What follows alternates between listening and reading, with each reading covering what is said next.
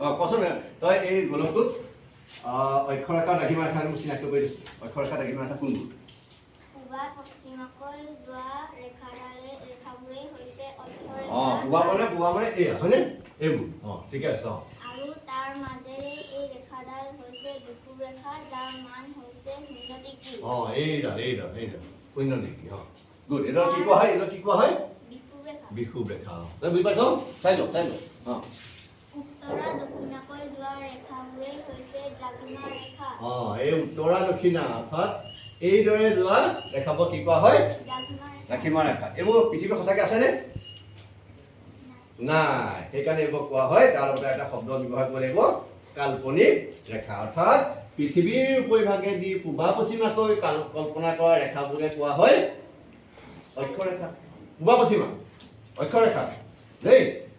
উত্তৰা দক্ষিণাকৈ কল্পনা কৰা ৰেখাবোৰকে কোৱা হয় দ্ৰাঘিমা জ্যোতি ফুলে ফুলে তগৰ ফুল কাৰ বাবে কোন পাহিল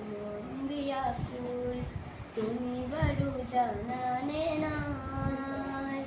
তুমি জানিলে জনা জনা কোনো ফুলে আজি বনে নাথাকে যে ফুলে মই যে ফুলিম চিৰদিনে তোমাৰ হৃদয় জুড়ে তুমি বাৰু জানানে নাই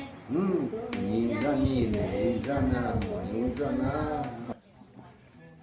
মাতৃ বিয়োগত বিদ্যালয়ৰ শিক্ষক শিক্ষয়িত্ৰীসকলে খবৰ ল'বলৈ অহা মুহূৰ্তত এয়া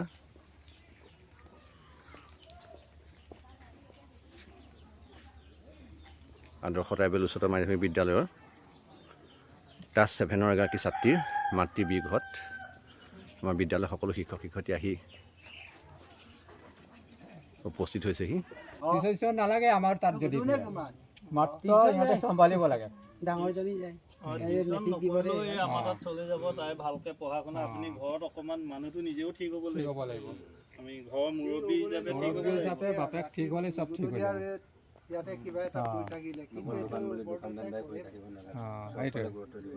গুৰুত্ব দিব লাগিব দোকানতে আছোঁ বুলি একদম ৰাতিলৈকেও থাকিব হিচাপৰ সময়ত 8টামান বন্ধ কৰি দিব